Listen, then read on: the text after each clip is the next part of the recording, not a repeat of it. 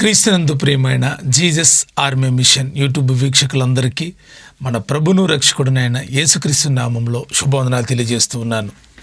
ఈ యొక్క Jesus Army Mission YouTube channel ద్వారా మీరు ఆధ్యాత్మికంగా బలపడతారు, మీరు ఆధ్యాత్మికంగా వర్ధిల్లుతారు, దేవుల్లో గొప్ప ఆసక్తి కలిగిన వారిగా మారి అనేకులు ప్రభు తట్టు నడిపించేవారుగా మారతారని నేను ఆశిస్తూ ఉన్నాను.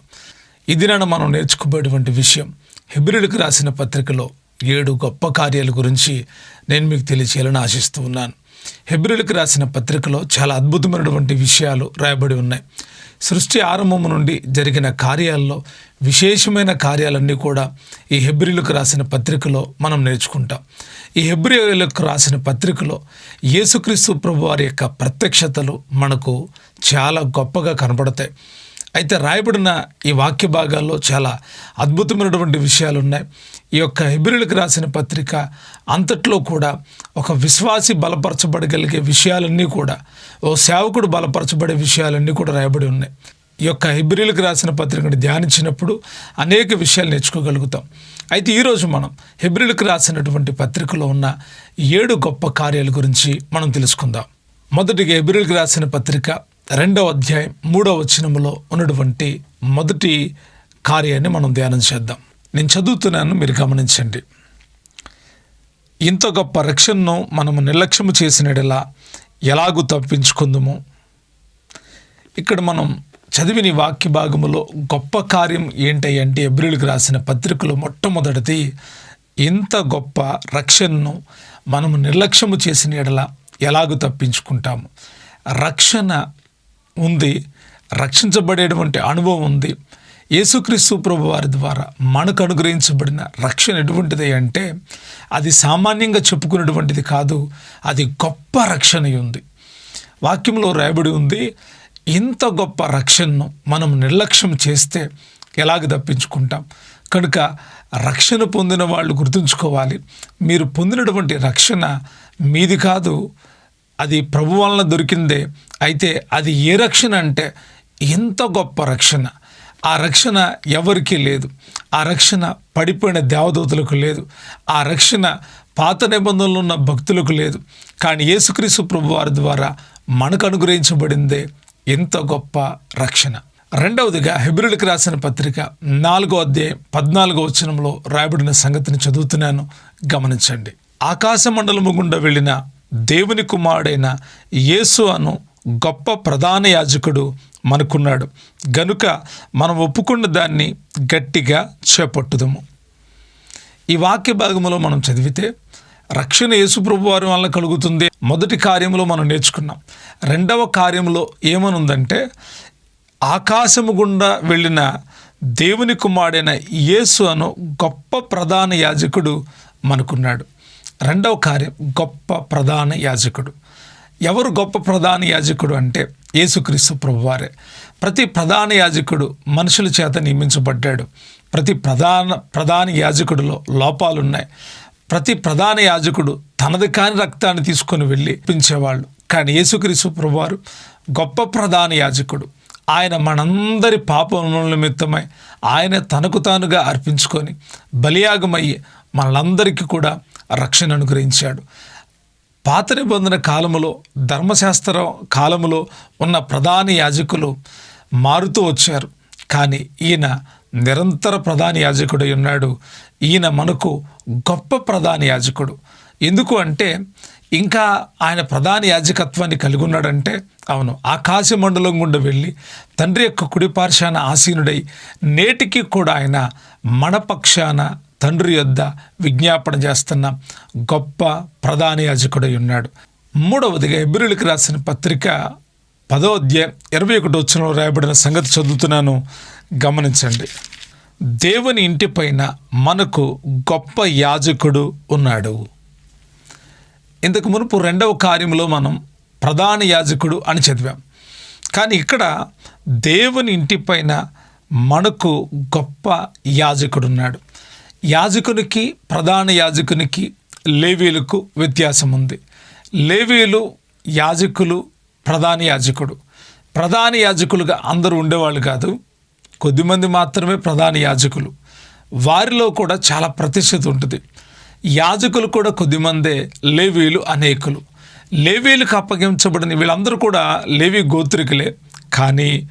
కానీ వారి వారి పనులు, వారి యొక్క స్థానాలు వేరుగా ఉన్నాయి.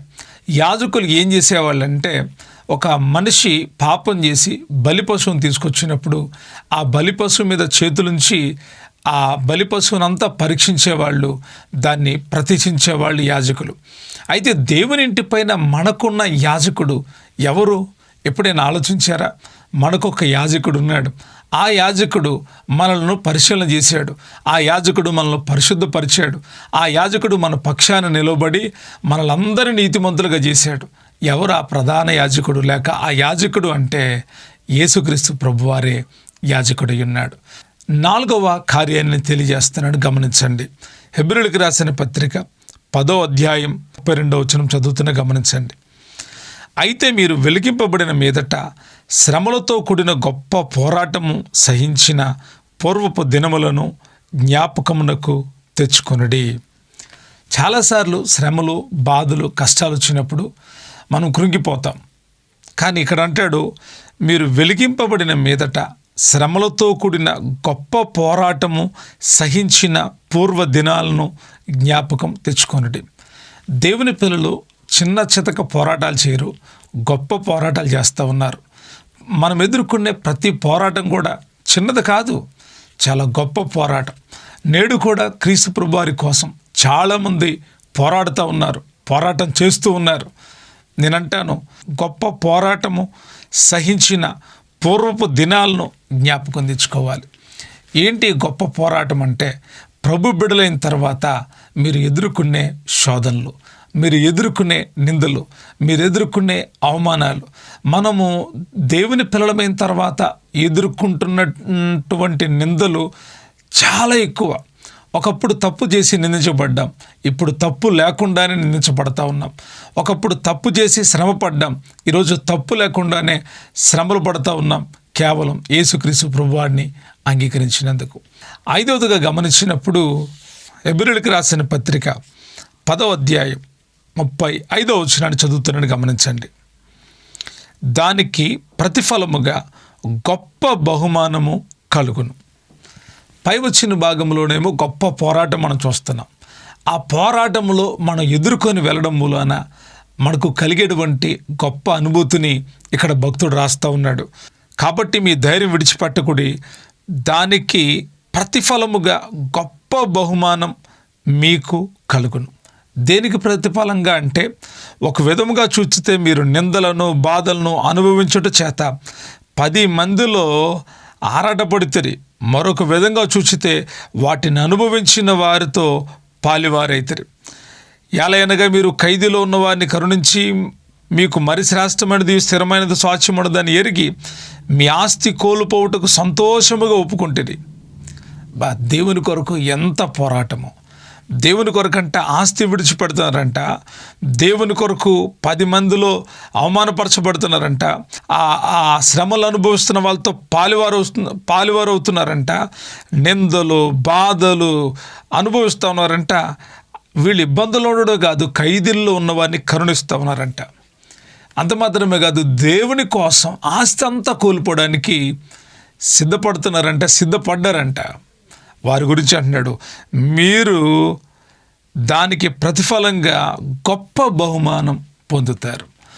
గొప్ప బహుమానం. ఇది 5వ కార్యం. 6వదిగా 12వ అధ్యాయం 1వ వచనం. 6వదిగా హెబ్రీయులకు రాసిన పత్రిక 12వ అధ్యాయం 1వ వచనం చదువుతున్నాను, గమనించండి. ఎంత గొప్ప సాక్షి సమూహము మేఘము వలె మనల్ని ఆవరించి ఉన్నందున మనము కూడా ప్రతి భారమును సులువుగా చిక్కులు పెట్టు పాపమును విడిచిపెట్టి విశ్వాసమునకు కర్తయు దాన్ని కొనసాగించువాడు నేను యేసు వైపు చూచు మన ఎదుట ఉంచబడిన పందెములో ఓపికతో పరిగెత్తుదుము. మనము హెబ్రీయులకు రాసిన పత్రికలో చాలా గొప్ప కార్యం నేర్చుకుంటూ ఉన్నాం. 6వదిగా మనం గమనించినప్పుడు, ఇంత గొప్ప సాక్షి సమూహము మేఘము వలె మనలను ఆవరించి ఉన్నందున. ఎంత గొప్ప సాక్షి సమూహం అంటే, హేబేలు మొదలుకొని యేసుక్రీస్తు ప్రభువారు చనిపోయిన తర్వాత కూడా ఉన్న పరిశుద్ధులందరి యొక్క విశ్వాసాన్ని గురించి ఈ హెబ్రీయులకు రాసిన పత్రిక 11వ అధ్యాయంలో రాయబడి ఉంటుంది. అక్కడ చాలామంది విశ్వాస వీరులు కనపడతారు. ఆ విశ్వాస వీరుల్లో మనము కొందరు వీళ్ళు ఉండరేమో అనుకుంటాం, ఈ విశ్వాస పట్టికలో వీళ్ళ పేర్లు ఉండవేమో అని అనుకుంటాం. కానీ పరిశుద్ధాత్ముడు అక్కడ అద్భుతమైనటువంటి పేర్లను రాయించాడు. వారు ఎందుకు విశ్వాసం కలిగిన వాళ్ళు అయ్యారు, వారు విశ్వాసం ఎలాగా పొందుకున్నారో, పొందుకొని దేవుని కొరకు ఎలా జీవించారో హెబ్రీయులకు రాసిన పత్రిక 11వ అధ్యాయంలో మనం చదువుతాం. మన ఎదుట గొప్ప గొప్ప సాక్ష్యాలు ఉన్నాయి. ప్రభు బిడ్డలైనటువంటి వాళ్ళు ప్రభువు కోసం ఎన్నో శ్రమలను, కష్టాలు అనుభవించారు. సింహాల బోన్లోకి వెళ్ళారు, చెరసాల్లోకి వెళ్ళారు, హింసించబడ్డారు, రంపములతో కొయ్యబడ్డారు. వారందరూ మనకు సాక్షి అయి ఉన్నారు. మన శ్రమల్లో మనం ధైర్యపరిచే గొప్ప సాక్షి సమూహమై ఉన్నారు. 6వ కార్యం, ఎంత గొప్ప సాక్షి సమూహం. 7వ కార్యాన్ని చెప్తూ ఉన్నాను, గమనించండి. హెబ్రీయులకు రాసిన పత్రిక 13వ అధ్యాయం 20వ వచనం చదువుతున్నాను, గమనించండి. గొర్రెల గొప్ప కాపరి అయిన యేసు అను మన ప్రభువును నిత్యమైన నిబంధన సంగమగు రక్తమును బట్టి మృతుల్లో నుండి లేపిన సమాధానకర్తయగు దేవుడు యేసుక్రీస్తు ద్వారా తన దృష్టికి అనుకూలమైన దాన్ని మనలో జరిగించుచు ప్రతి మంచి విషయములోనూ తన చిత్త ప్రకారము చేయుటకు మిమ్మును సిద్ధపరచునుగాక. 7వదిగా గొప్ప కార్యం అంటే గొర్రెల గొప్ప కాపరి అయిన యేసు ప్రభువారు మనకున్నాడు. ఆయన గొర్రెలకు మంచి కాపరి అంటాడు యోహాను సువార్త 10వ అధ్యాయంలో. ఈ హెబ్రీయులకు రాసిన పత్రికలో ఆయన ప్రత్యక్షత గొర్రెలకు గొప్ప కాపరి అంట. గొప్ప కాపరి అయిన యేసు. ఈరోజు కూడా మన ఆధ్యాత్మిక జీవితపు అభివృద్ధికి, మనము వర్ధిల్లడానికి మనకు ఒక కాపరి ఉన్నాడు. ఆయన గొప్ప కాపరి. ఆయన కాస్తా ఉన్నాడు కనుక ఈరోజు క్షేమంగా ఉన్నాం. ఏ దుష్టుని చేతిలో పడకుండా, ఏ దుర్మార్గుడి చేతిలో పడకుండా, ఎక్కడ కూడా కృంగిపోకుండా, గాయపడిన సమయంలో ఆయన ఆదరిస్తూ ఉన్నాడు. ఎంత గొప్ప కాపరి మనకున్నాడు ఆయన. ఎంత గొప్ప గొప్ప కాపరి మనకున్నాడు కనుక మనం ఆధార్యపడనేలా, మనం ఆయన బిడలమైనందుకు ఎల్లప్పుడూ సంతోషించుదుముగాక. ఆయన కృప తోడైండుగాక. ప్రియ స్నేహితులారా, 7 కార్యాలు నేను మీకు తెలియజేశాను. ఈ 7 కార్యాలని మీరు హృదయలో గుర్తుంచుకొని మీరు ఇది ప్రసంగరూపకంగా, సేవకులైతే ప్రసంగరూపకంగా దీన్ని వినియోగించుకోవచ్చు. విశ్వాసులైతే బైబిల్ స్టడీగా దీన్ని స్వీకరించి ఆధ్యాత్మికంగా బలపడవచ్చు. ఈ యొక్క సందేశం ద్వారా మీ హృదయాలు మరింత బలాభివృద్ధి నందునుగాక. ప్రియ స్నేహితులారా, మీరు ఫస్ట్ టైం చూస్తున్నట్లయితే తప్పకుండా సబ్స్క్రైబ్ చేసుకోండి. మీరు అనుదినం చూసేవాళ్ళైతే లైక్ చేయండి, షేర్ చేయండి. దేవుడు మిమ్మల్ని, మీ కుటుంబాన్ని దీవించునుగాక.